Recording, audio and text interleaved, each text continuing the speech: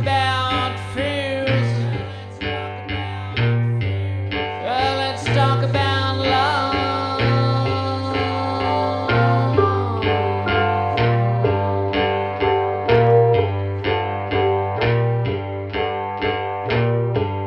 Yeah, I got fears, but I ain't got no love.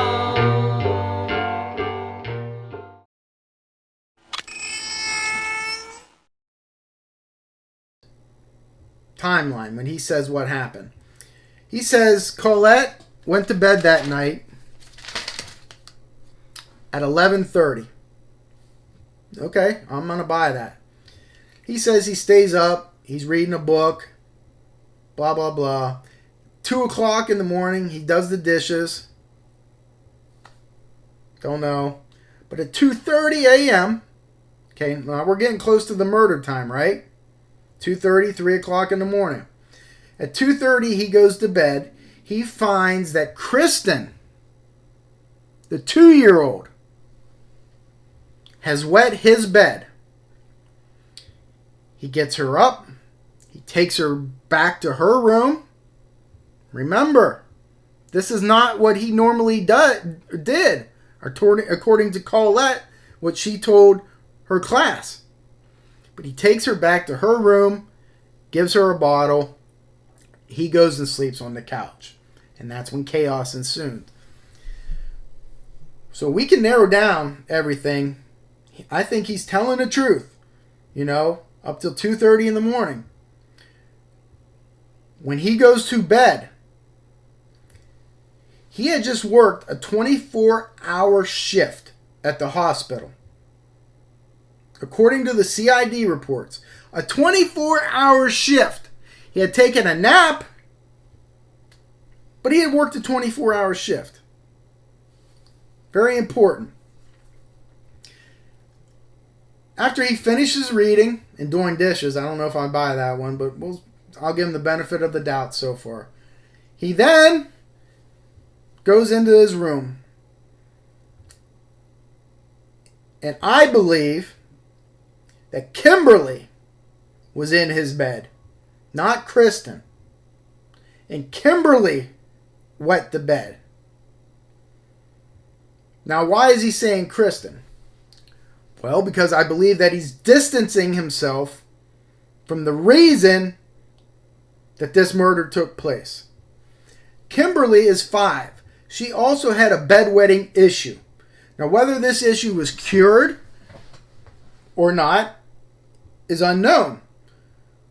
However, what leads me to believe this is that Kimberly's blood is found in that master bedroom. Not a trace amount. Good 6-inch puddle of it. Now, I'm not saying that he lashed out at the child and started beating her because of this. I'm not saying that. But listen to what I think probably took place. Now, remember back when I said about the fibers being the most important, and then I flopped that? He had a pajama top on.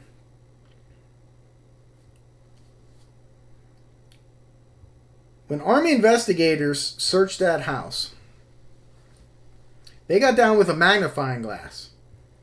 Looked all over the carpets. Jeffrey MacDonald says he got into this big scuffle with all these people in the living room. Upturned the coffee table. He's getting stabbed. He's blocking the stabbing with his shirt top that got pulled up over. Okay? Wouldn't you expect to find fibers out there? Remember we said, shouldn't we find blood? We didn't find no blood. We're going to find fibers from this violent fight, right? No. Not one fiber in that living room. Guess where the majority of those fibers are found? Gina, you got it. In the master bedroom. So what does that tell you? Yes, there was a struggle in the master bedroom. Now, what happened? It's my belief that Kimberly, not Kristen, was in his bed when he went to go to bed after working the 24-hour shift. He's tired, wants to go to bed. He goes to get in it. She wet the bed. Kristen, I think he would have a little bit more slack with. She's 2. Kimberly, come on. You're 5. We corrected this. Now I'm angry. Colette wakes up. Some sort of... I'm not a psychic. I don't believe in psychics. I've told you that. And not even a psychic is going to be able to tell you this.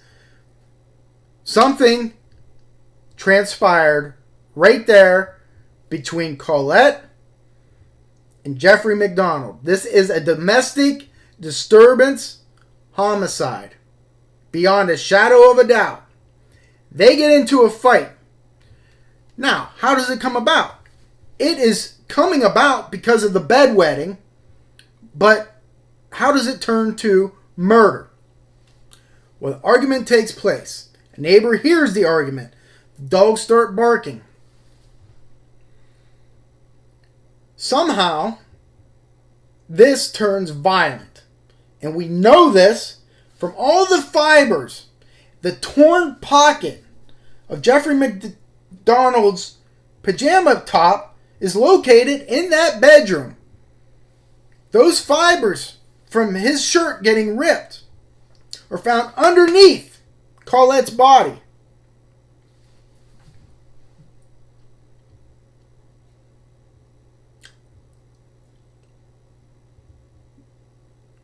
Are you with me so far? 'Cause let me tell you now how the weapons get introduced. More specifically, the club. Okay, when I was thinking about this and doing my research, I could not come to grips as to, okay, I knew it was him. You know, you go in with an open mind. Could be an intruder, but the evidence, everything, totality of everything got me to rule out the intruder. Now it's him. Okay, that was fairly easy. What is difficult is why and how. The urine stain, from what I researched, and I couldn't find it the second time I went back in to look for it. But it stuck out to me that it said that it could not have come from Kristen. But it couldn't be ruled to anybody else.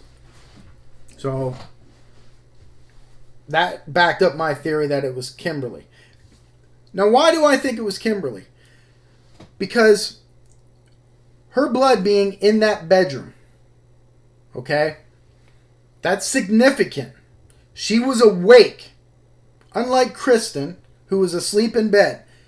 Kimberly was awake. How does she get awake? She either gets awake because of the argument between Jeffrey and Colette, or she's involved in the argument, which I don't necessarily believe. She was in that bed, I believe. She peed the bed. It started the argument. He's tired. 24-hour shift. Back to the club. So Colette and him get into this argument. How it escalates to a physical fight, I don't know, but it does. He pushes her. At some point, he punches her, whatever it is. He pushes her against that bed. And that bed, remember the club? You know, the bed being on top of the club? When he pushes her against that bed, or she falls down, it dislodges that. She stands up. He punches her. She falls down. When she's laying on that ground, facing that bed, what does she see? A weapon of opportunity. He doesn't see that because he's not on the ground. In his mind, if he's fighting with her, he is not going to be like, oh yeah, I got this wooden club here. Let me hit her with it. No way. No way that happens. She introduces it. She introduces it as a weapon of opportunity. She got punched in the face. That is bores evidence in the autopsy report. When she's laying down on the ground, she comes up with that club to defend herself. All that does is enrage him more. And now it turns from a very physical domestic disturbance to murder. Because he grabs that club from her and he smacks her with it right across the head. And she drops. Now, does he turn and hit his daughter Kimberly, who is probably trying to get in between them to stop it? Yes. Now, the prosecution, I believe, will say he hit her accidentally. I don't believe that. Because of the force of that injury, crushing her skull, busting her nose enough that it goes to one side. That's not an accident. Okay? That's on purpose. He hits her with it. She falls right there next to her mom. That's how her blood gets on the carpet in the master bedroom. Now, how does the other weapons get introduced? Well, I would surmise that he goes and gets the knife. He introduces those weapons. Now, why does he do that? He's still blinded by rage, okay? But he realizes what he's done. He starts to concoct a plan of cover-up.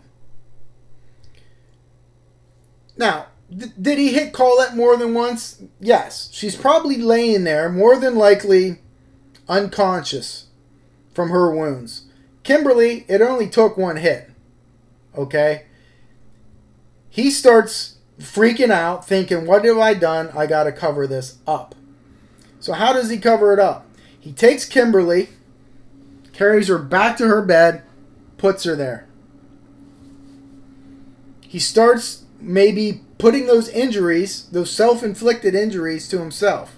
Now, the one on his head, I believe Colette did that. I believe she got a shot in on that club on him. Not enough to break the skin, not enough to cause bleeding, but enough where it triggered him, where he took that club from her and then he beat her to death. But she didn't die right away. She was unconscious. And how do we know that? Well, because then after he starts coming down, okay, from what he's done. He's got his wife laying dead. He thinks she's dead in the bedroom, master bedroom. He has Kimberly laying next to her somewhere on the floor. He's carried her back to her bed, put her in bed. She's dead from that head wound. He's got to cover up, okay? What do I do? What do I do? He's kind of panicked, okay? He inflicts a stab wound to himself. He's a doctor. He knows how far to go, what's good, what's not. You know, the self-inflicted wound wasn't to his heart, okay? It's over here. Where would you think the wound would be? If somebody is attacking you from the front, okay? It'd be here. Wouldn't he have stab wounds to his hands? Not one. Not one stab wound to his hands. But yet he was blocking all the stab wounds. And his pajama top showed, what, 28, 48 stab holes in it? That's why he says, hey, look, I'm telling the truth. But they weren't torn.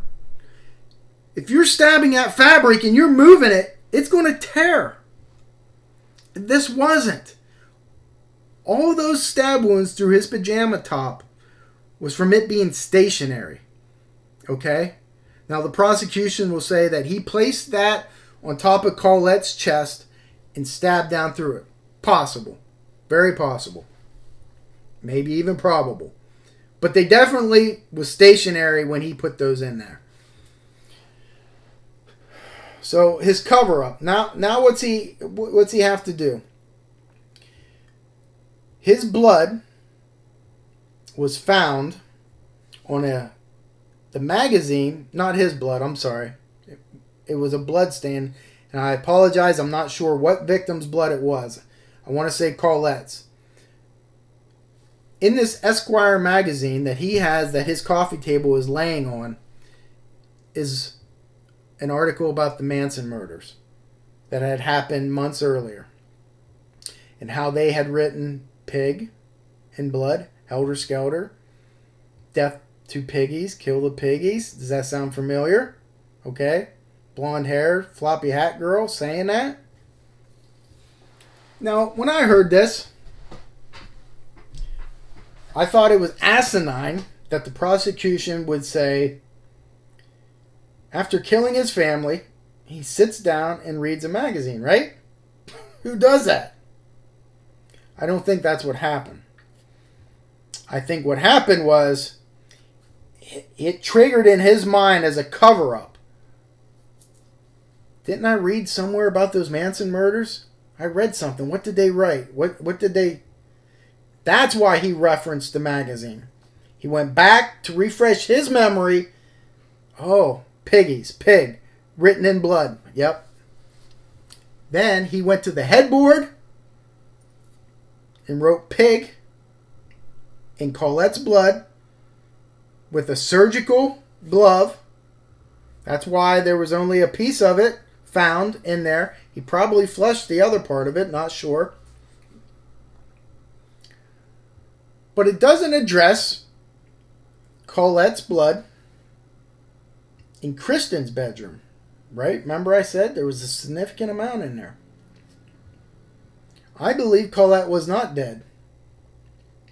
She regained consciousness and staggered, stumbled to her daughter's bedroom to protect her. While there, he heard this and he went in and he crushed her with a couple more shots of that club. We know this from the amount of blood deposit that is Colette's blood type in that room. Kristen woke up. Now she's awake. She heard this. He carries Colette's body back there, or he kills Kristen right then and there. The prosecution will tell you there was a time gap, that Kristen was collateral damage. I believe this. I'm just not sold on how quickly he killed Kristen relative to him finishing off Colette in that bedroom. Now, why didn't he let Colette just lay there? I think in his mind, he's still coming up with a story, okay? And that's why he took Colette back to their bedroom on the floor. Now, his pajama top fibers are underneath Colette when he takes her back there. All the fibers. Those fibers are from a struggle, folks. A domestic disturbance between the married couple. His fibers are also found in the other bedrooms. Now, according to him, his shirt was ripped off. He had his shirt off. It was never a part of him when he went and checked on his kids. So how did his fibers get in there?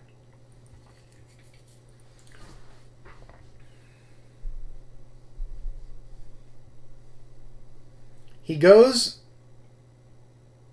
after Colette is dead, he goes and gets a knife, and he goes in and he ensures death by stabbing them numerous times in the chest and the throat. Same with Kristen and Kimberly.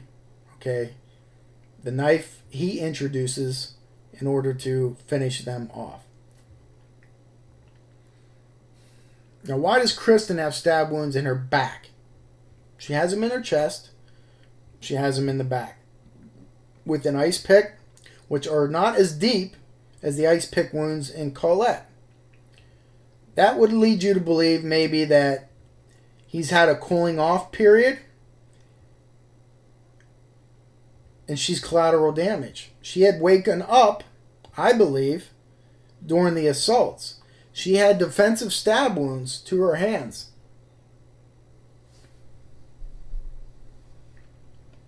Sad.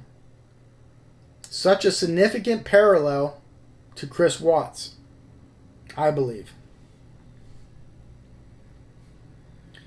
But the stab wounds to the back, it could surmise that he didn't want her facing him. And she's easy to control. Just pull her over onto her stomach and stab her in the back.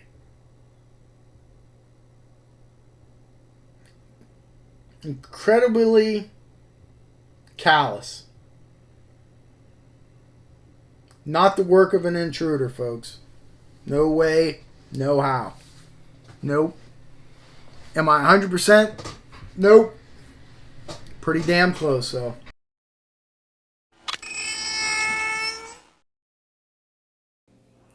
To me, this, without a doubt, is somebody that took their own life, unfortunately, because of all the clues that I had just gone over. Okay? Let me go over my notes a little bit here. Impulsive. I can't state that enough, how important that is. In her mind, and she had made it up like that. When she threw that phone out, I believe that she made up her mind what she was going to do, and she didn't know how. But then she found out how at 11:10 that night is when she got struck by the train. So between 9:28, when she's captured on that surveillance camera, that leaving, that's an hour and a half she has to contemplate things. She walked 4 miles. That's not, she's a great athlete. Long legs. She is not, that 4 miles is nothing to her. And how do we know the route that she took? We don't know that because she wasn't seen. You know, she may not have taken the zigzag route that people think. She could have went straight through. In her mind, everything is just crazy, going wrong for her right then and there. Okay? I've seen it many times. Not everything is foul play. Just like Maura Murray. You have to think about Tiffany then and say, what's the motive? Who would want to kill her? What, her good friend who just confronted her about the card? Sure, that'd be a good place to start, right? You can rule her out. Okay, so if you rule her out, who else? What's the motive? Just like Maura Murray, people just want to believe that Israel Keys just happened by that. You know how big the United States is? And he's just going to find her out of the blue at that time of night and abduct her and kill her? You have to look at the most logical explanations.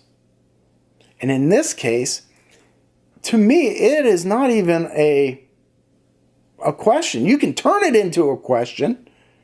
Just like Stephen Avery, you watch a documentary that's completely skewed in one direction. Sure, it's going to make your mind think that. But when you look at it logically and look at some of the things that they don't include, then the answer is rather simple. In this case, the answer is rather simple. The trigger is certainly the confrontation of the theft and the disappointment she felt, who, again, she just was confronted a month previous to this for stealing money before. Very impulsive. And unfortunately, she made that decision. She had an hour and a half to walk, to think about how she was going to do this. Crouched in those woods, took off her shoes and headband. In my belief, maybe because she was going to throw herself in front of a car. Maybe no car came. Maybe she realized the cars weren't going fast enough. Maybe she doubted herself and didn't want to do it. And decided, you know what? Okay, a train. She goes down there and waits. She's crouched down. She's crouched. Meaning the witness saw her crouch down and then dive in front of those train tracks. Horrible. Horrible. Yet it happens. It's not the first time somebody's ever done that. Okay? Girl jumped out. That's when it happened. A canine was used to track her movements. Okay? People don't know that. And it went by where those shoes were. The evidence collection was bad.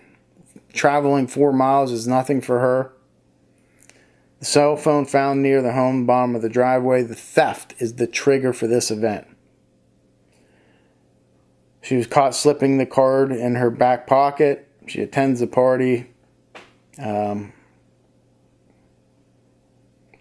defense nitpicking everything. This is an example of what, and I say the defense again, and I don't mean that. The attorney. Because of, whatever it is. They have a lawsuit going against them, against New Jersey Transit Authority or whatever. This is an example of what the attorneys will do, and it has no bearing on the truth. I just went on that big rant about the truth. So this is an example. Let's say the attorneys, their job is they're going to go through the statements and find inconsistencies. Okay, that's what they do. So they'll find the original statement that the conductors gave, and the conductor will say, man, I can't believe this happened. I'm telling you, she was right there, and she dove in front of the train, and the police officer says, well, what time was this? Oh, man, it was like 11 o'clock.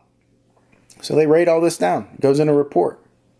10 days later, they go to a more formal interview. And they talk to him. And they ask him the same question. Well, what time? Well, I saw the girl crouch down. She dove out. My black box now, I had a chance to look at that. It says it was 11:10 when this impact occurred. So now the attorney gets this, and he's like, ooh, inconsistency. First statement, he said it was 11 o'clock. You see that? 11.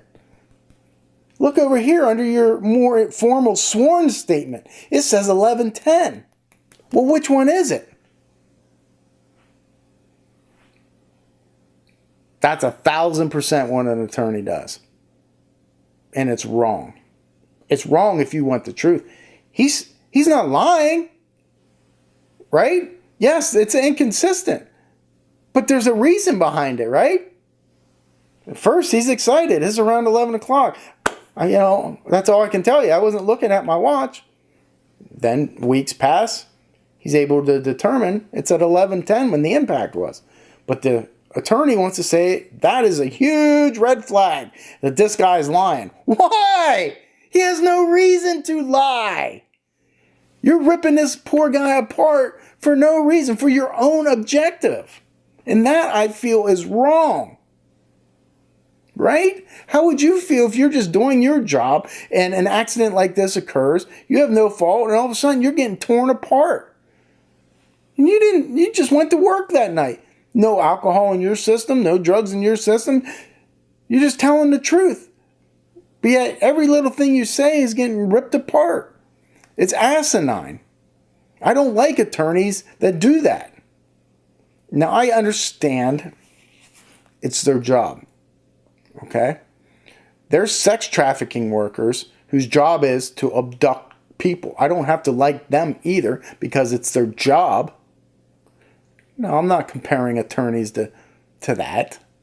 But I don't have to like it. Okay? I respect an attorney. I just don't have to like some of their tactics. That's all I'm saying. Okay. That's it. My heart goes out to the victims' friends and family, without a doubt, 1,000%. But this is what I see. It's only my opinion. Okay? There's no doubt that she took her own life. As sad as and unfortunate that is, there was no murder here. Without question, there was no murder.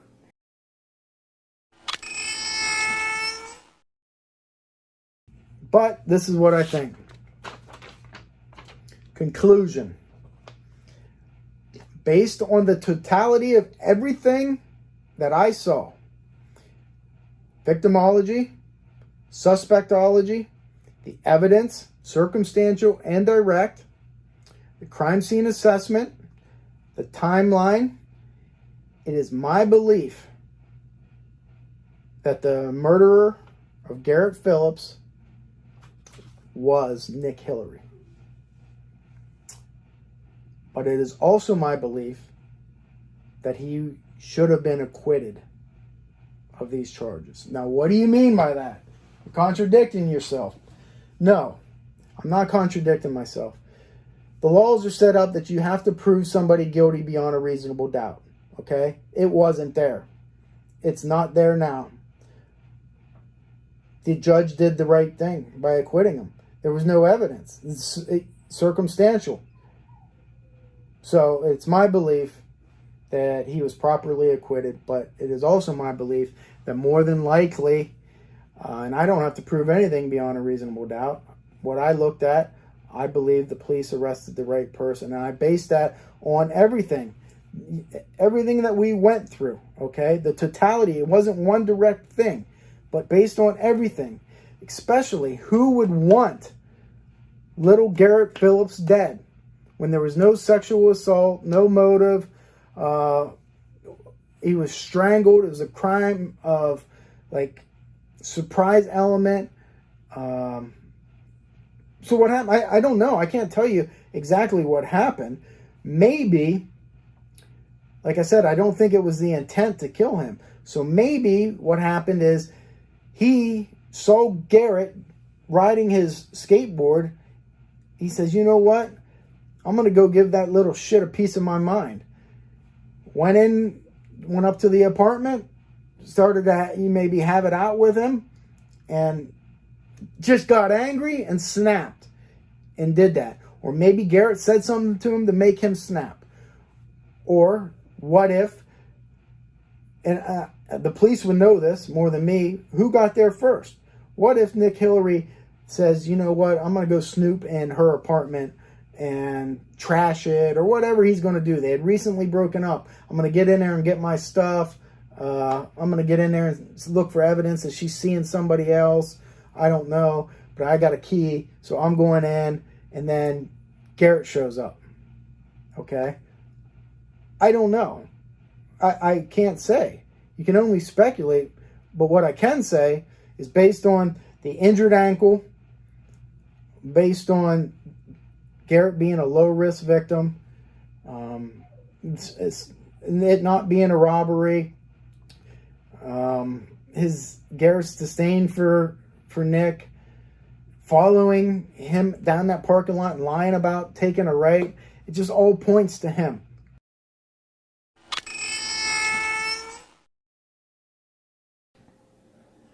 The boy being naked from the waist down is a sexually motivated crime, and it's a clue. Now, does that get us any closer to the offender? Well, I think we're narrowing it down, right? I believe that it was one of, most likely, the 30 people there. Now, I'm sure that the police thought that. I don't know if they thought that initially or not. I've seen a lot of contradicting reports on that. But I know that some of the kids took polygraphs and some of their knives were collected. But I didn't read much more about that. But I think that's where you have to look. And you have to look there because of the circumstances that I already talked about. One being just a general location, 200 yards away from a church and an open field with 30 people around you. What person is just going to come in there and kill a little boy and then leave? It makes zero sense. It makes zero sense. You're opening yourself up for identification, for the boy to scream, the boy to wake up. If anything, an outsider would come in there, put a knife to a kid's throat, and say, walk with me or I will kill your mom, your dad, your dog, and I'll burn down your house and kill everybody in this troop if you make a noise. Kid ain't going to say a goddamn word. And he is going to go. But that doesn't happen here. He kills him right there. No, and only with 4 stab wounds. Now, could I see, when I talk about curiosity, could I see another kid being curious about things? Yes. I know this from personal experience. When I was that exact age, 6th grade, there was a boy in our class. We had a sleepover, and in the middle of the night, he was pulling down the pants of other boys. Now, nothing happened, and we don't know why he did it, but he did it. His dad came down after one of the kids yelled and caught him and threw him a beating. Now, I can assume that that kid did this through curiosity. Could that have happened here? Absolutely. And then maybe he's doing it while the boy's asleep and the boy wakes up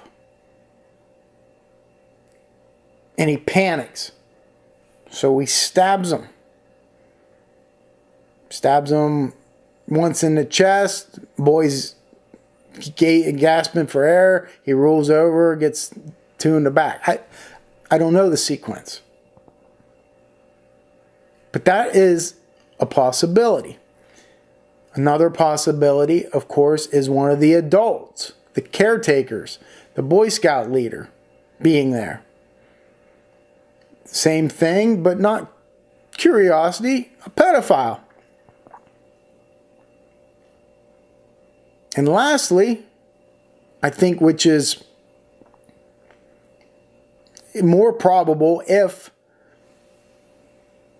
there was one of these, is a younger adult leader, meaning a teenager.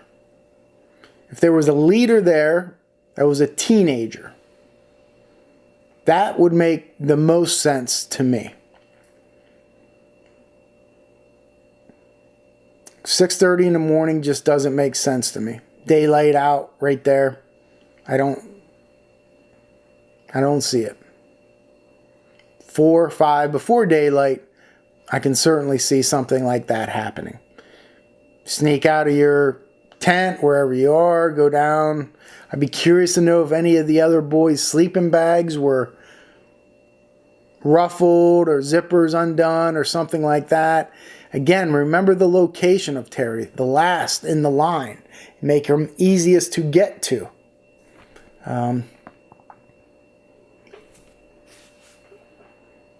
I know, without knowing, that police had to have zoned in on these 30 kids that were there. Kids and leaders. I know they had to have. Because that's the only thing that makes sense. It's my belief they're either overlooking something, they haven't found something. You know, a lot of times, let's say, they started looking at these leaders and they find nothing in the background that would indicate that this person could have done something like this. Well, that's where your first mistake is. Yes, you should look at the background, but that's not always indicative of what a person's capable of doing. I'd want to know whether Terry was involved in this fashion show as well. Whether he dressed up as a girl.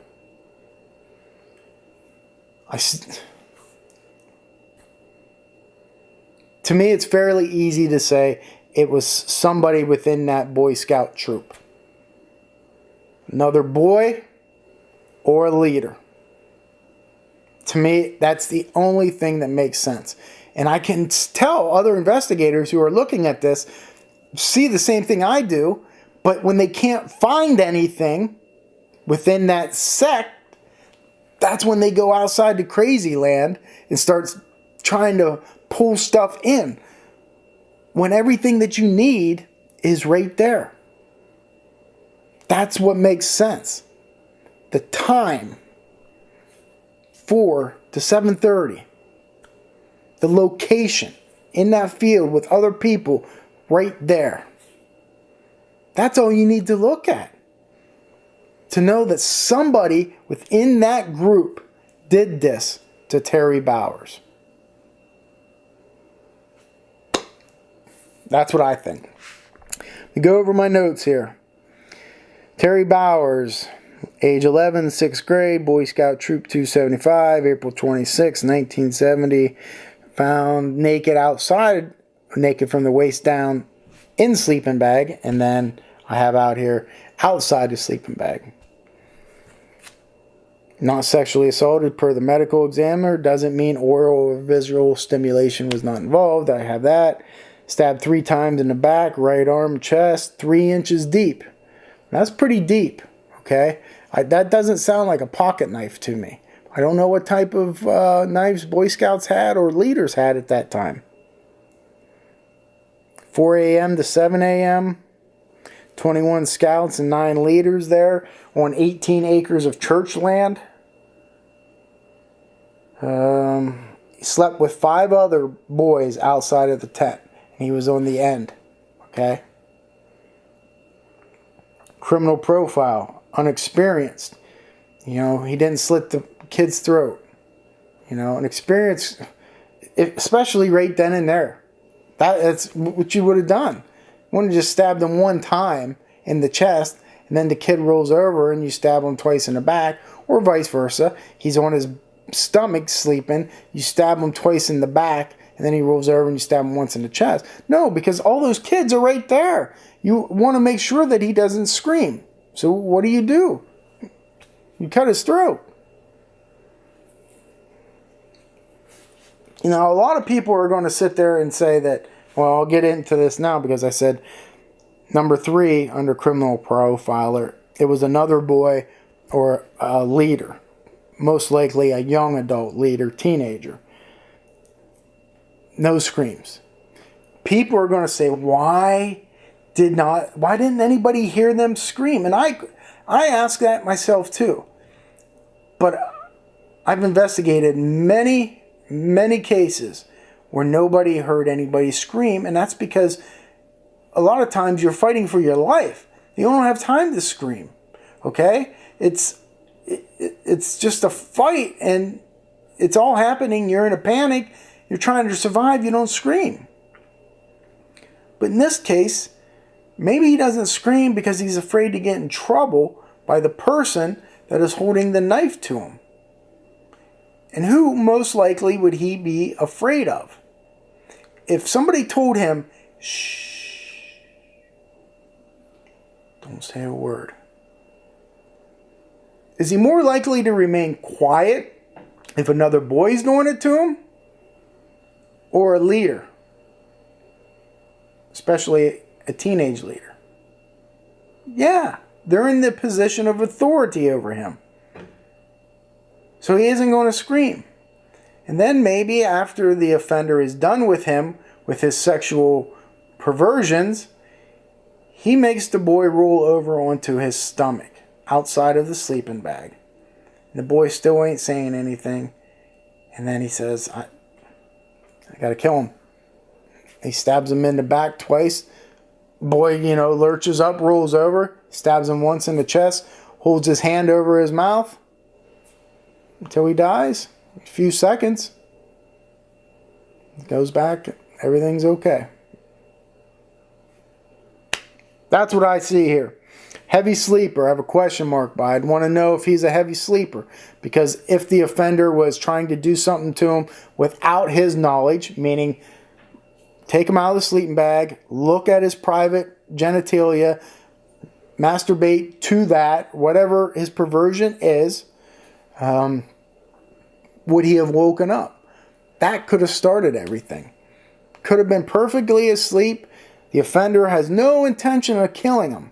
His intention is to, masturbate to him, the other boys sleeping there, the thrill of that being out in the open, them seeing that, he removes the boy's clothing himself, his bottom.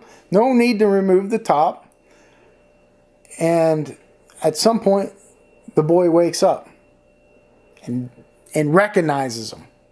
And that's when he realizes, I have to kill him. I absolutely don't think this was a planned murder. I don't believe he had any intention of that. I think the offender got caught doing what he was doing to the boy, and therefore he killed him. That's what makes sense to me in this case. My last thing I've written down here, not someone Terry knew from the outside of Scouts, because they would choose to kill him at a different location, and I got into that. So that's what I think happened. Some, sexual type of stimulation for the offender. It was either willingly or unwillingly. I don't know yet. I would tend to believe that it was unwillingly. The boy woke up when the offender was either doing oral copulation or was masturbating, and they killed him. He killed him. One person. Single offender, male offender. Within that troop, within those 30 people, you'll find the murderer. You don't have to go outside that campground, that church land, to find the murderer. You have the name. The police have the name of that murderer in that book. And he's been interviewed. Just haven't connected the dots yet, but that's what happened to Terry Power.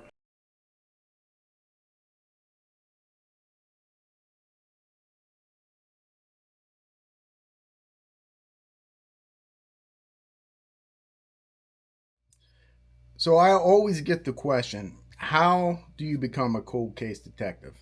Ken Maines, how did you become a cold case detective? Well, I had that in mind a long time ago, over 10 years ago. And I got the answer right here. Mastering Cold Case Investigations, a guidebook for detectives. I wrote this 550-page behemoth for that purpose. Because when I was in high school, when I was in college, and then when I became a detective, I wanted to know more about cold cases, why they go cold, why are they unsolved, is it evidence, is it lack of determination, is it perseverance, is it politics, all the above. Well, I set the answer to all those questions in my new book. It's been 10 years of research, writing, jotting down things. I knew that I was going to write this book eventually, and it finally has come to a head where I'm able to actually get it done, get it published by Unsolved No More Publishing, and get it out to you. So who's this book for? It's for detectives. It's for amateur detectives. It's for college students, academia, forensics. The topics I cover in this book, from what is a cold case, victimology, research, crime scene location, criminal profiling, conflict, greed, sex and revenge, possibilities versus probabilities. That is huge in this book. I go through that a lot because that's the basis and foundation of my methodology. Evidence, sketches. Of course, you have affirmations. Why should you listen? Social media, the rule of psychology, equivocal deaths, modus operandi, signature, legal and ethical considerations in cold cases, integrity, involving as a cold case detective, serial killers, missing persons, domestic violence, exposing myths, premeditation versus spontaneous, confidential informants, wrongly convicted, clandestine graves, you name it. I cover it in here. 550-page hardcover textbook. And along with all those topics, I also wanted to do case studies, especially case studies on confessions. Why? Because you can learn so much from confessions. At the end of the book, I go in great detail about killers in general who have confessed, why they did it, and what we can learn. That's always the most important thing, what we can learn from them and move forward and apply what we learned on that case to a future case. So I have all that. I tried to incorporate as much as I could, and there's a lot in there about real life cases that I have worked on and I have either solved or learned something from. And I'll tie that to a specific chapter. Along with tips, certain things that I think you should look for in certain areas. It's a great book to learn from, but it's not just for active law enforcement members, private investigators, defense attorneys. Everybody can learn from this book, and that is what is motivated me to write this. Is I want people to learn. I am tired of seeing wrongfully convicted people. I'm tired of the politics of district attorneys' offices and state police and local jurisdictions who either don't have the resources to do it or they just pass it off because they don't know how, they don't want to, they don't have the desire, the determination. And all that does is affect the victims and the victims' families. And I see it time and time again. You will see endorsements and affirmations from victims' family members in here who I've worked with in the past because they are the most important people.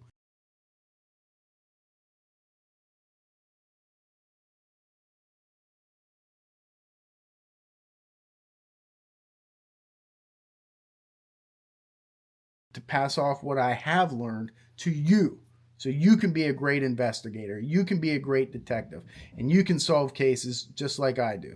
So go ahead and go to kenmains.com and pre-order Mastering Cold Cases. I think we're signing, what are we doing? 50? We're signing 50 books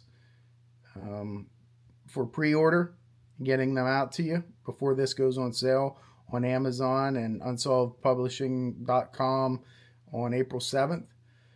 So get your copy now. I'll sign it. I'll get it out to you and start learning. That way we can start solving cold cases together. Thanks for watching. Mains out.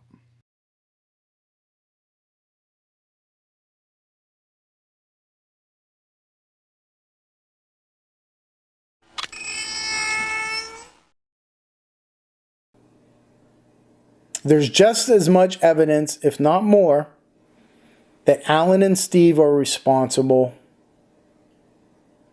as there is Bruce. That's not disputed. Again, the semen stains in that room does not indicate anything. But just because you find semen on a pillow doesn't mean, that she was being sexually, molested or anything like that. Right. Let's make it clear that it wasn't her bedroom, right? Right. And no, it wasn't her bedroom. It was his daughter's bedroom. Yes. Okay. Now, I believe some people believe that Linda, Joline's mom, was involved some way or another. Could it be some sort of sexual trafficking? Sure. I can't discount that. It's possible that Linda maybe, quote unquote, pimped her out to Alan, but there's no evidence of that. Linda, according to everybody interviewed, including Cass, remembers her mom being hysterical. Now, maybe she would be a great actress. I just don't see that. I don't know. You have to account for the doors being open somehow. Either they didn't lock them, Alan had a key, somebody got in that house. But it looks like they maybe tried the side entrance, which is what you would try, right? If you're abducting somebody, you're not just going to walk right through the front door. You have to find a place in cover, to go in. Somewhere where the lights aren't shining, the street light. So try the side entrance, the Grant Street side. You open it up, you go in and you find the other door and that's locked. So you just leave that door open. Go to the back door, the patio door. That's open. You go through that. You walk up the steps. You abduct her. You come out. and you go out the front door and you leave that open and you get in the car and you go. That accounts for all 3 doors being open. Maybe it didn't happen like that, but it explains, the door situation. Maybe they did lock the front door and the side door. Maybe they forgot to lock the patio door. And that's where entrance was made, and then out the front door, you just unlock it and go. And there was a treadmill there, so the door only opened up part way and there was a bang. And that's what woke Linda up. And she missed the abductor by seconds. And that's all it took. And it's a sexually motivated crime. And remember when Monica said they were acting like horn dogs. Now, am I digging a little bit too deep? I don't like to do that. Because all men in their 20s and 30s seem to act like horn dogs, right? Especially when they're drinking. But, maybe they decided, hey, I like JoJo. She'll go with us. Let's just get her. I don't know. I don't want to speculate on that. That's the evidence. That's the totality of this case. There you have it all. The new DA coming in January, I know he's passionate about these cases. Gail Matthews' case. He was there. He saw it. He was there for this. He's a good person to come back into office to look at these cases again. And I just hope that he doesn't put on blinders, and I don't think he will. And he'll do the right thing. Now, he may not like me for whatever reason. I'm not everybody's cup of tea.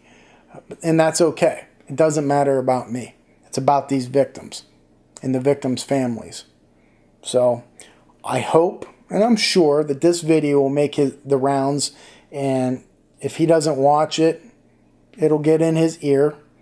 And hopefully he has an open heart and an open mind. And will do the right thing. And look at Alan and Steve. They're still alive. Okay? They're living their life. Where Joline isn't.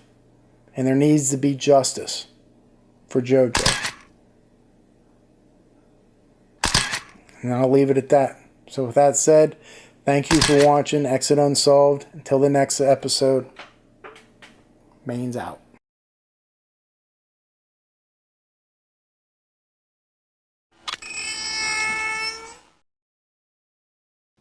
Let's start with the day Brenda disappears, okay?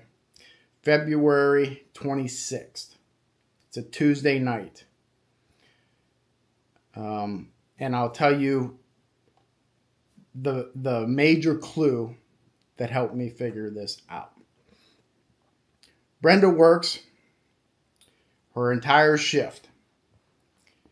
She punches out, rings out the register at 1:30 in a.m. She takes the cash drawer, she puts it where it's supposed to be, in the manager's office. At some point, that's where she disappears. Now, I'll explain to you exactly where, why, and how. She disappears. She's supposed to be in at 11 in the a.m. Of course, she's not there. Doors unlocked. Nobody's there. Okay? Until 12:50. The first vendor guy comes in there. Okay? And then around 1:15, 1:20, the rug guy comes in there. And remember, and they don't see anybody or anything. And then 6 o'clock at night, the relieving bartender comes in. Now, what he observes will play into this. Because remember, he calls Carl, hey, Brenda's not here. Carl calls Greg. Greg says, she didn't come home last night, call police. Carl calls the bartender back. Bartender calls police. The ball's rolling. Okay. He observes patrons serving themselves. He tells Carl this. Now that's important, right? Because now, step back 33 years or whatever, and let's look at what that tells us. The vendor guy says, hey, when I'm there, I do the pool table, cigarette machines, whatever it is, and I put the money on the bar and I leave. Well, when I asked him, hey, what did you see? He says, and this is crucial. This is crucial. This is the crux of the investigation. And I missed it. I missed it originally. And that's why it's so important to get back and go back and go back. He said, I seen a bottle and a couple dollar bills on the bar. Now, at first sight, when you sit back and you look at it, you're like, well, what's the big deal? Because you're thinking, well, the patrons were serving themselves, number one, or Brenda didn't clean up the bar and she was taken, right? Not so fast, my friends. Think about this. Patrons were not serving themselves at 12:50 when the vendor guy got there. Okay? They weren't serving themselves until 6 p.m. when the relieving bartender got there. Okay? And if Brenda did not clean that bar, would there not be more than one bottle on that bar? Yes. We learned from Alicia, you clean the bar before you do the money drop. The money drop is almost the last thing that you're going to do. She had already cleaned the bar. She was taking the money to the register, and then something happened, and I'll get into it. So what's that tell you?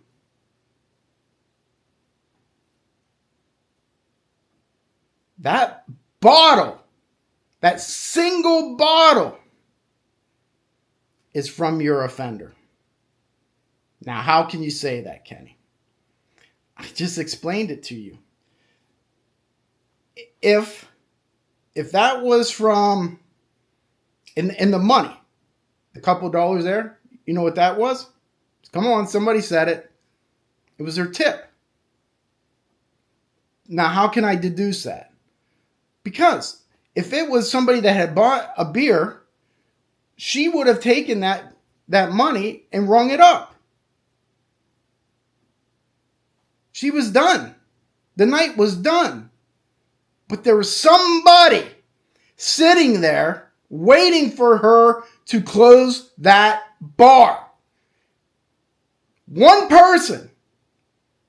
Because there's one bottle of beer left on that table when the vendor gets there. That's your killer, folks. Details. It's in the details. So, now that I've deduced that, okay, somebody was waiting there for Brenda to get off work. One beer bottle there. Everything else was cleaned. Okay, she's cleaning around and there's one person there waiting. He gets the tips there, from when he had been drinking earlier, whatever it is. There's no doubt in my mind that that's the offender. So based on that, we can start eliminating suspects. Number one, Carl, gone. He didn't do this. Greg, gone. He didn't do this. Now, is it still possible that somebody from Greg's crew or could have done this? Sure, but I'll get into why that's not possible. The lights. and I clarified this with the vendor guy. When he got there, all the lights were off. Okay? But there was 2 that were still on.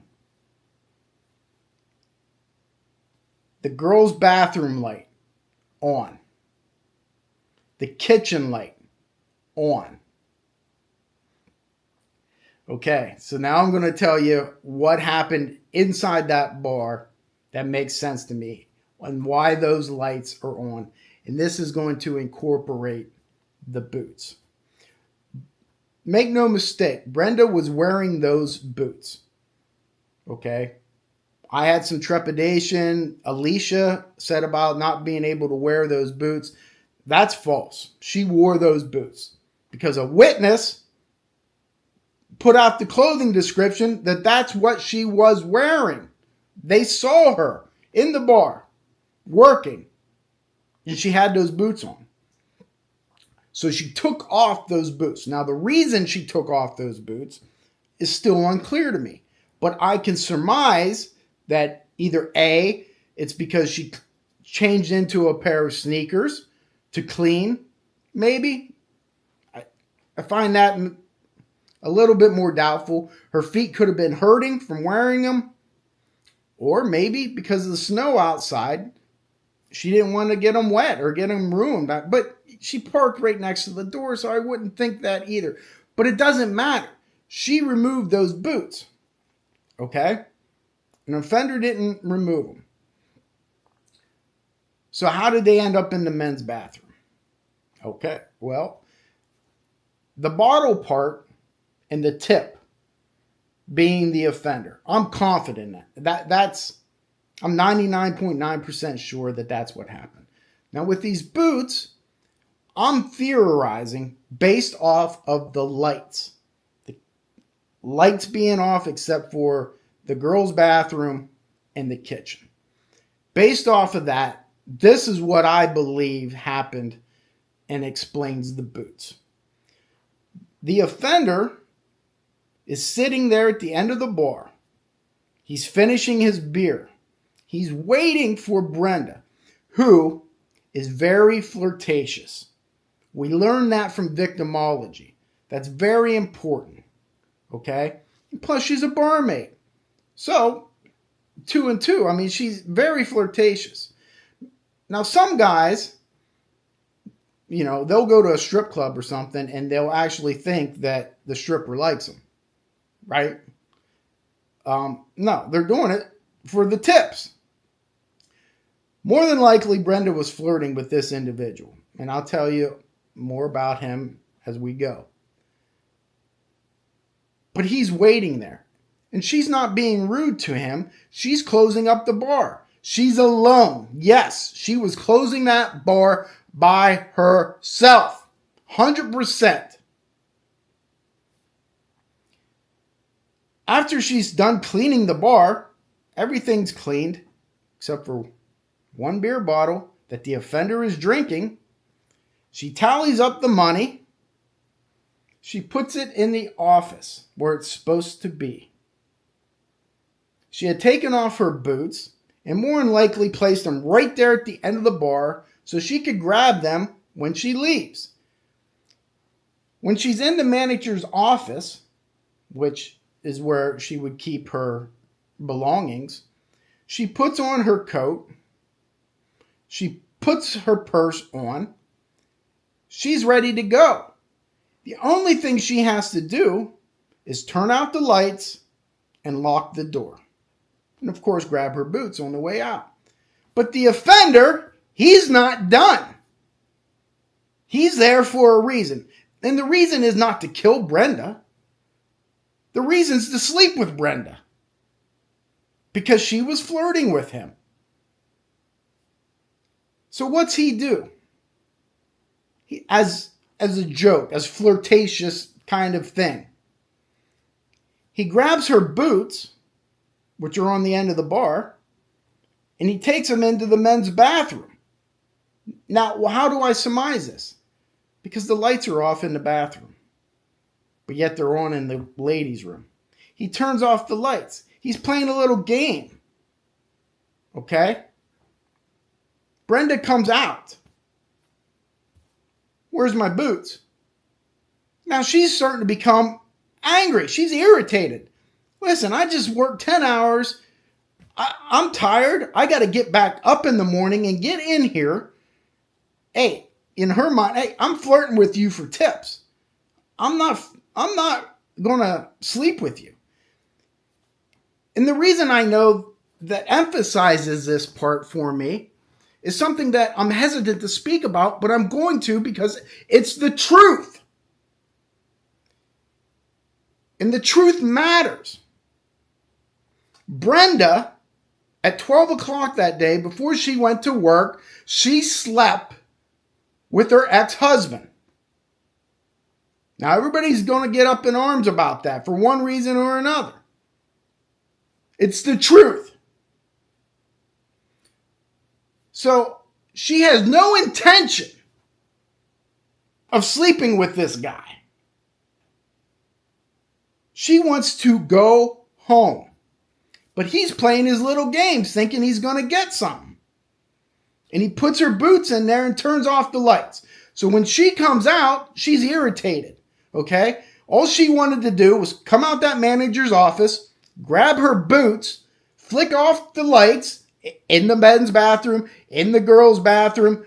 The stage lights are already off because, as we learned from the bartender, during weekdays, those aren't turned on. Kitchen light off, lock the door, and out. But now she can't do that because this guy who was drinking the beer is harassing her. Flirtatious.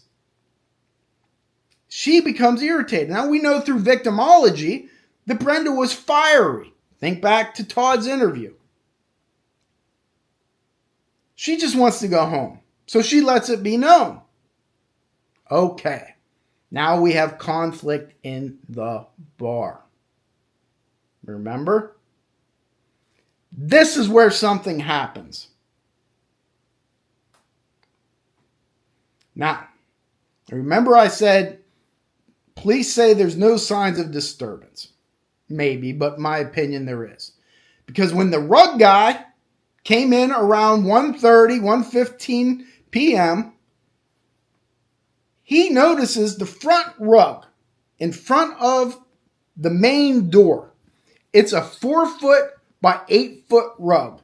And he says, hey, at the furthest end, away from the door, that rug was rolled up 2 feet when I got there. This is why victimology is crucial. What's Brenda do for a living? She cleans houses. She cleans residential buildings. She cleans banks. Do you think that she would walk out of that bar walking right over that without fixing it? Absolutely 100% no. That's your disturbance.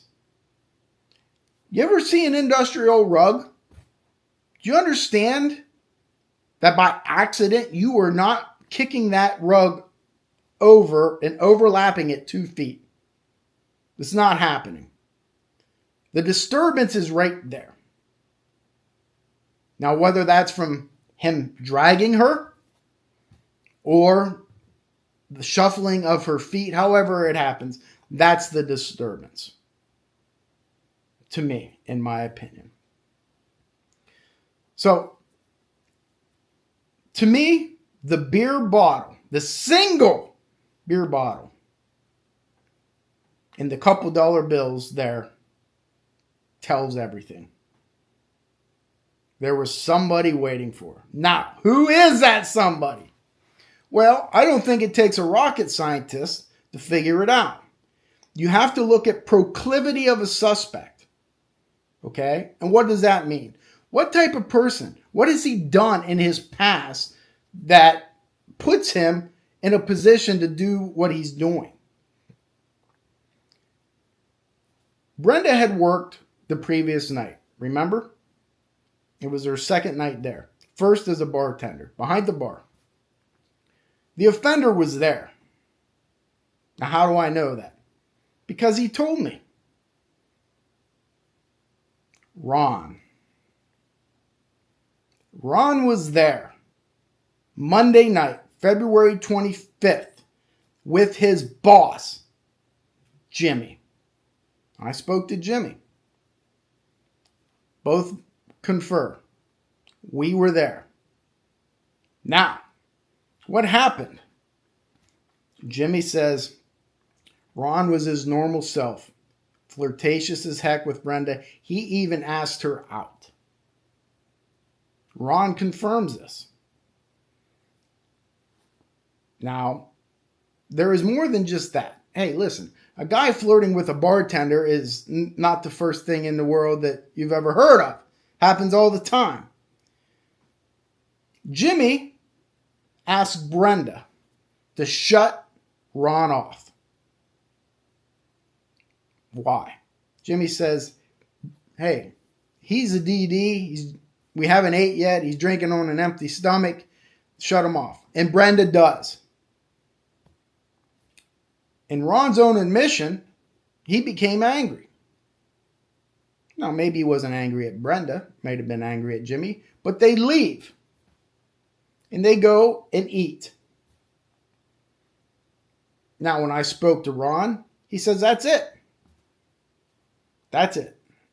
I'd never been to Carlsbad's Tavern again, and I wasn't there before that night.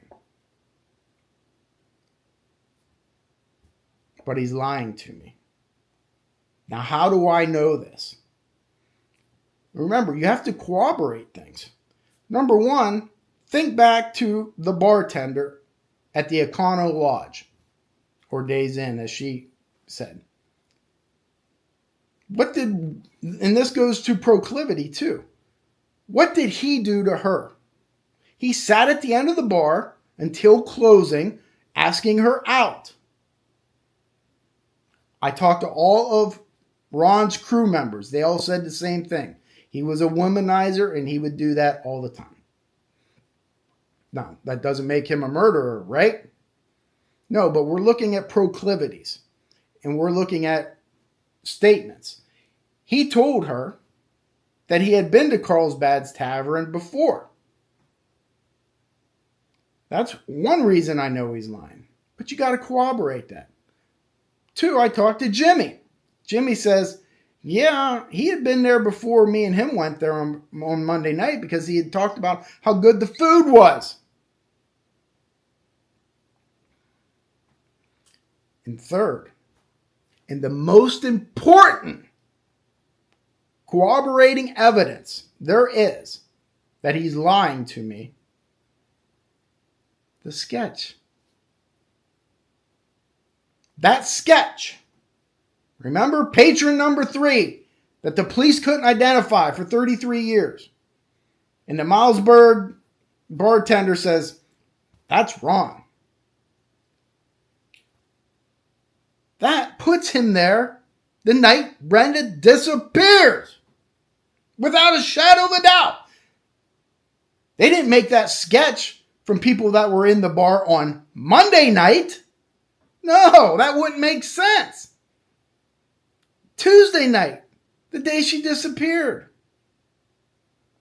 And there was one witness who was inside that bar on February 26th who said, when I left, there was still a guy there in a black ski jacket with black curly hair.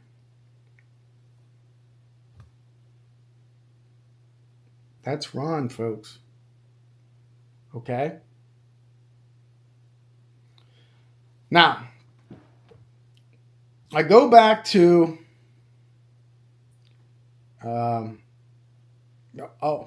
let me add some more corroborating evidence to that. Because I left you on a cliffhanger the previous episode when I said there was something out of town that happened that made me put all the pieces together. On, I want to say March 9th, It was a Saturday night, a week after Brenda disappeared, that a gentleman visited Duffy's Tavern in Bowlesburg. And this individual freaked out the female bartender. He was talking nonstop, incessantly, about the Brenda Condon case. Enough so that she calls police. Now, think about that. Think how creeped out you have to be to call police. He paid by credit card. She calls police and says, hey, I think you need to talk to this guy. Guess what? I have his name. Ron. The same guy. So, when you take the totality of everything, the single beer bottle, the proclivity of hitting on waitresses and bartenders and staying there until they close, him being there and already starting rapport with Brenda the night before, his crewmates all saying, hey, he's a womanizer, he's done this, and every single one of them said, yeah, I mean, we suspected him, but we don't want to say that. We don't want to point fingers. Now listen, if I'm on a crew with some people, or you're on a crew with some people, do you think every single one of them would say, you better look into him? No. There's a reason they're saying that.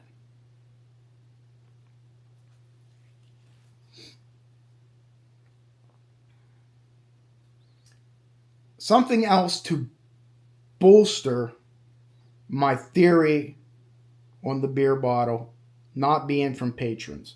Because listen, the vendor saw that beer bottle, single beer bottle with a couple dollar bills there, which was Brenda's tips. But there's still some naysayers out there, right? You're still saying, no, it's Carl, because you're tunnel visioned already. You've already made comments and statements on Facebook that it was him and you don't want to look wrong. Or Greg, it was a drug hit and you don't want to look wrong. So you're saying, well, a patron could have came in. They opened at 11. The vendor guy didn't get there to 12:50, right? So you almost have 2 hours that a patron could come in and serve himself. Come on. You're telling me, first off, when the vendor guy gets there, there's nobody there. Okay? So I thought, well, there's a potential that at 11 o'clock, the cook is there. And somebody would come in and eat. Kitchen lights on, there's nobody there. There's no other car in the parking lot except for Brenda's. There's nobody there. So you're telling me a single individual is going to come in there between 11 and 12:50 a.m., look around, the lights are off, look around and say, what the hell? Walk behind the bar, reach into the cooler and pull out a bottle of beer. Drink it and then lay $2 there. Come on. Yes, it's possible, but it's not probable. It's possible Bigfoot's running around in my backyard right now. Right now. But it's not probable, folks. That beer bottle is the offender's. And that beer bottle has the offender's DNA on it. It's long gone now.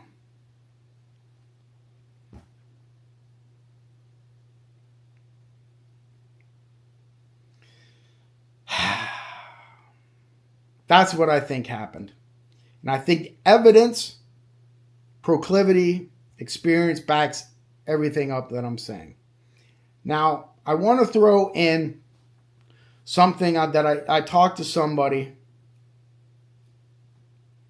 And I don't know whether it's related or not, but I'm going to bring it up because there is a possibility of it being related. On the night Brenda disappeared, remember, she clocked out. It's so good that she cashed out and it time-stamped at 1:30 because that gives us a timeline. At 2 o'clock in the morning, a person in Milesburg, near the American Legion in that park area, heard a woman scream. Now, I bring this up because it fits in the timeline. Where was Ron staying? Milesburg. Okay. Now, it's a little bit far apart it's a couple miles from the hotel, but it is a direct route from Zion Road. And if he abducts her, listen, he didn't kill her, I don't believe, in the bar. Okay? It's possible. But I think anger, and remember I said in the beginning, I always believed that this was a sex crime. And I still do. So if that's the case, he's got to take her somewhere secluded to perform the sexual assault. He's not from the area, but he's been here a couple weeks. Is that an area that he would go to do that? 2 o'clock in the morning, that fits the time frame. And that could have been Brenda's scream. I'm not sold on that. Okay? That is a little bit of a leap, but I do know it's en route to where they were working in Snowshoe. That I know. But I don't need that. I don't need that scream for my theory to work. I just know, beyond a shadow of a doubt, that single beer bottle is the key. Somebody was waiting for Brenda to get off work. Now, you'll say, well, it still could be Greg. Greg was with his brother. Greg was with his brother's girlfriend. He was home. He had nothing to do with this. Okay? Sometimes it's the simplicity of things. You have to block out the noise and say, oh, it's a drug hit. I never believed that. I entertained it. I looked at that angle. But I don't believe that. Okay? And I won't believe that. If it's a drug hit and you send a message, first of all, how many drug hits have there been in Bellefonte, Center County? It's far-fetched. If you want to send a message, you shoot Brenda in the head and you leave her there. Put a note on her forehead. This is for Greg. That doesn't happen. So instead, you're going to abduct her and then be ambiguous and place her boots in the men's bathroom. No, that doesn't make sense.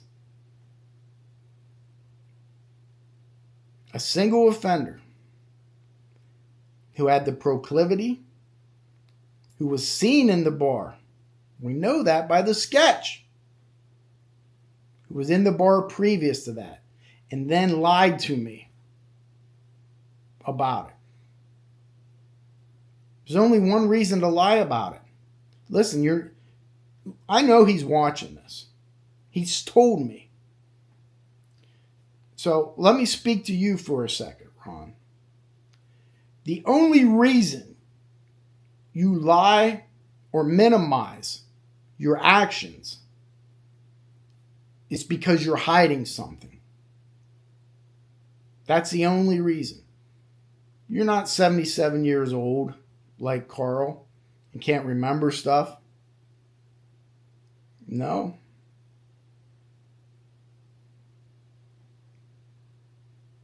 The gig's up, buddy. I did my job. Okay? This is what I see happen.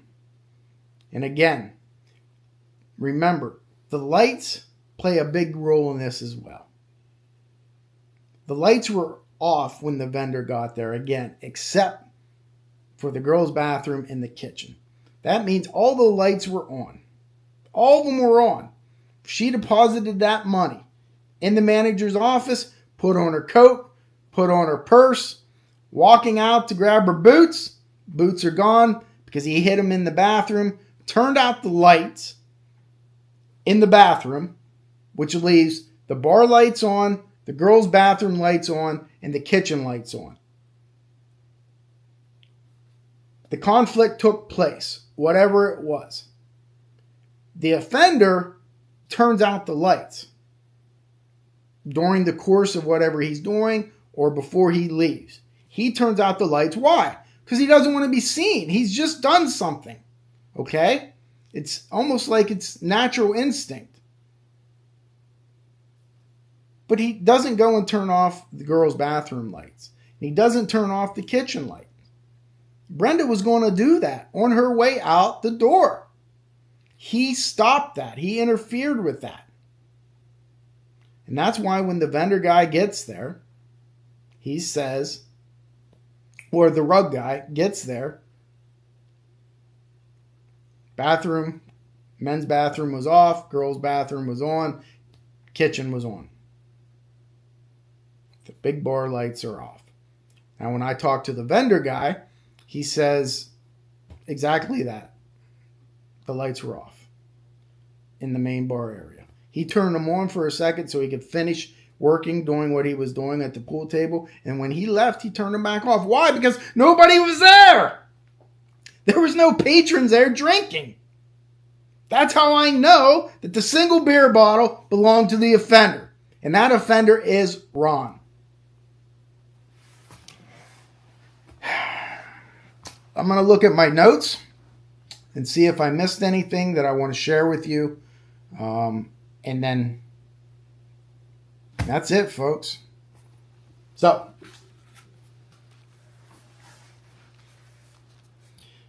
these are facts about Ron. He was staying at the Econo Lodge in Milesburg. The bartender there, remember, who he slept with, and she says tried to choke her. He was blunt, asked her to go back to his room. Would sit at the end of the bar at last call. I talked to somebody that said that Ron carried a gun in his truck. Could that have something to do with this abduction? Sure, it could. I believe maybe there had to be some sort of obvious show of force to Brenda. He was at Carlsbad's Tavern on Monday, 2:25. He hit on Brenda and she shut him off.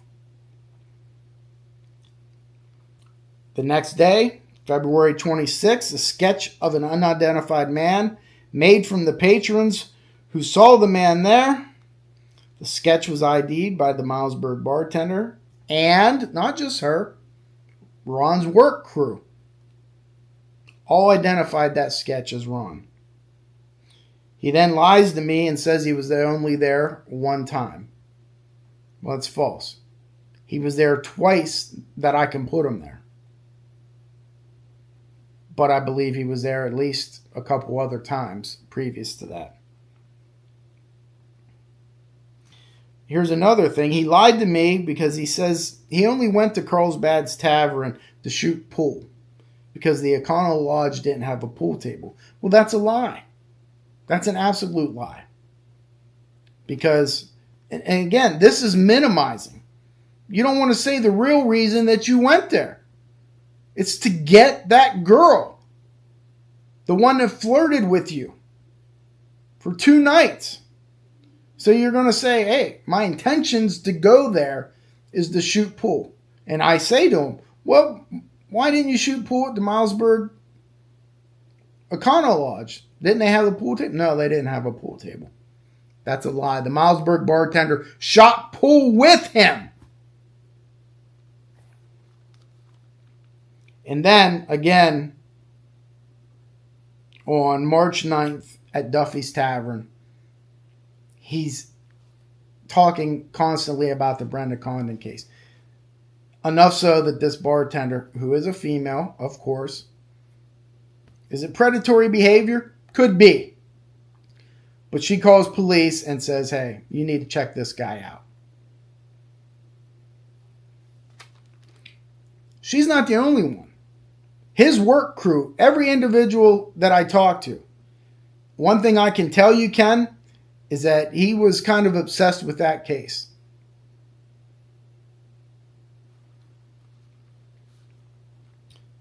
I gave you my opinion, but I have it written here in note form, and so I'll just go over it one more time.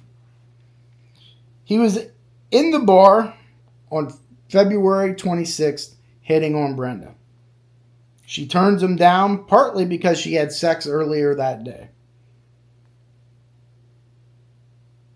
That's his beer bottle and tip money on the bar. I have here he abducts her at gunpoint. That may not be true. It could certainly just been by force. Again, because of that rug being overturned, it almost feels like she was drug out of the bar, but I can't say for certain, so I won't. The Milesburg scream heard at 2 o'clock. And lastly, he takes her to where they were working, and he buried her there. Now, why do I say that? The information that I received from members of that work crew is that the heavy equipment machinery was moved up there. Now, they can't pinpoint a time. That would be nice, right? If they said, hey, on February 27th, we went up there and the machinery was moved. But remember, they don't know that there's even a girl missing. But as weeks, months, years go by, and they think about it, and now they know that there's a missing girl, they think back and say, oh, remember that night? Or the day that we went up there that morning and the equipment was moved and the track was slipped off of the excavator? They told me, hey, we kind of joked about it, that Ron could have been involved. It's no joke. Okay? I even specifically asked this crew member, could it have been kids up there messing around with that heavy equipment? Yeah, there's a fence around it. I don't think so. If you're running that excavator at night, it's a good possibility because of visibility. And maybe because you're not the person who's supposed to run that excavator, that the track gets slipped. I'm telling you facts. Talked about the boots. Took them off for an unknown reason. Whether it's because of snow, her feet hurt because she was cleaning, whatever it was. She removed those boots. She placed them on the bar. That's opinion.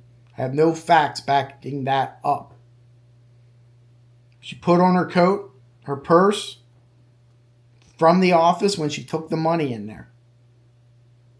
The offender took the boots and put them into Mad's bathroom and turned out the lights. She comes out, can't find their boots. It's him and her. They're the only people in there. She's now angry because he has bothered her for 2 nights in a row. And now he's taken her boots and playing this little cat and mouse game. She's not in the mood for a cat and mouse game. She wants to go home. She has no interest in you. But you have an interest in her. And you're not going to let it go. He leaves the kitchen light on because he had turned out the main light. I already went over that. I'm not going to go over it 100 times. In my opinion, folks, all that makes sense. The totality of all the pieces of evidence put together, the proclivity, the evidence, the eyewitness statements, the things that he did, him lying to me, him being there, I can put him there. on the night she disappeared and the night previous.